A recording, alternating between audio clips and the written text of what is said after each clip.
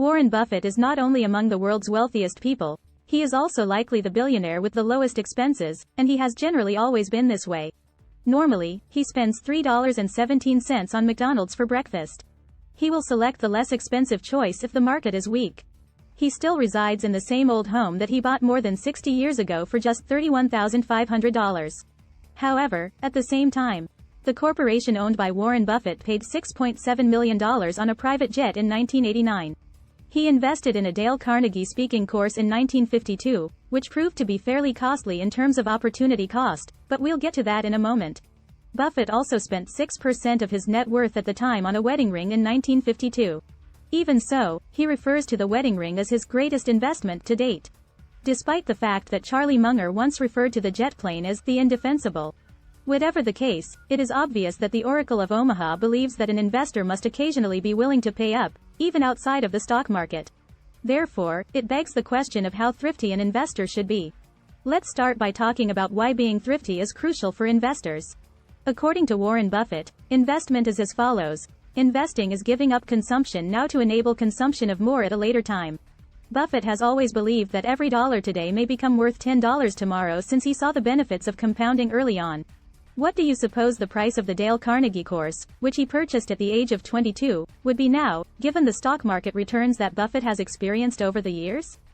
If he had put the cash to work, it would today be worth $291 million. Depending on how you look at it, this is compound interest at its best or worst. So what is the opportunity cost of buying a car in your 20s? We're not even talking about a showy car here, I'm referring to the lowest model available right now. At the age of 30, you could have bought a far finer car if you had invested the money. You could have purchased a full house at age 40. Yes, in cash. And you would have achieved financial independence by the time you turned 50. Of course you had bought the car. Never lose money when investing, according to Warren Buffett. Never forget the first rule, that is his second rule. Without even making a stock market error, overspending is a surefire way to violate this guideline.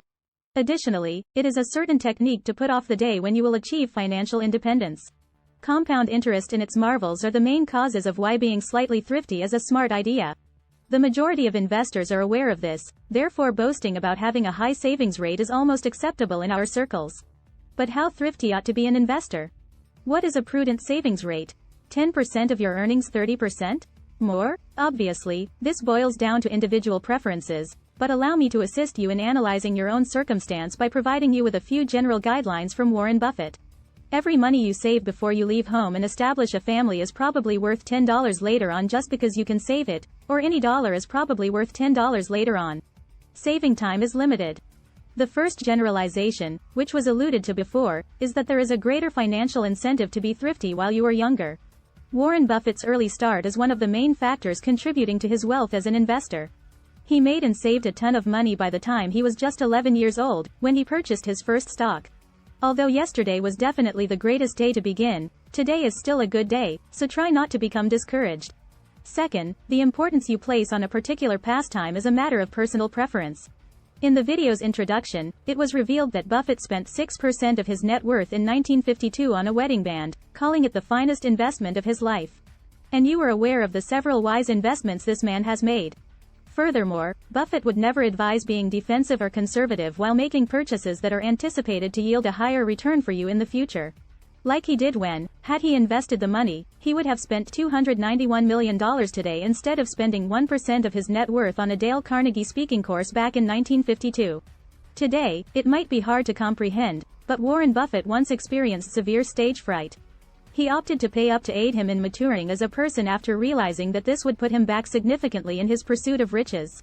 I hazard a guess that the $100 he spent on the course ranks high on his list of all-time best investments as well. Thirdly, you may contend that depending on where we are in the market cycle, how thrifty you should be changes. And if you discover that everything is absurdly inexpensive, like it was in 1974, you should invest every last penny in stocks. That is what we have attempted to achieve. Let's use the stock market's present state as an illustration. The S&P 500's average 3-year earnings yield, or how much the firms in that index made over the previous 3 years relative to what they presently cost, is 2.9%. That is lower than at any previous moment in history, as this graph shows. For U.S. investors, it was a far more important moment to be frugal in 2008 and 2009. Why? Because our earnings from going consumption would have been more than twice what they are now.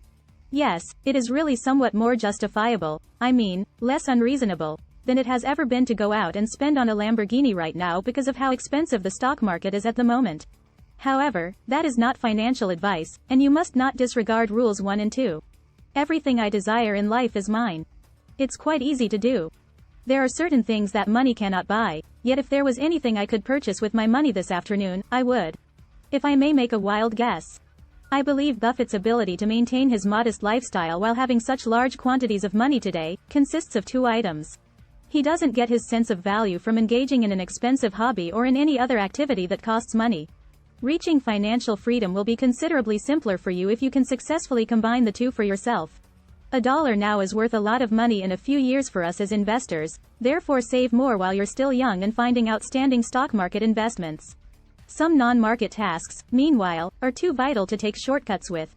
Avoid expensive hobbies and try to find ways to satisfy your ego without flashing expensive stuff in order to be thrifty. Thanks, folks.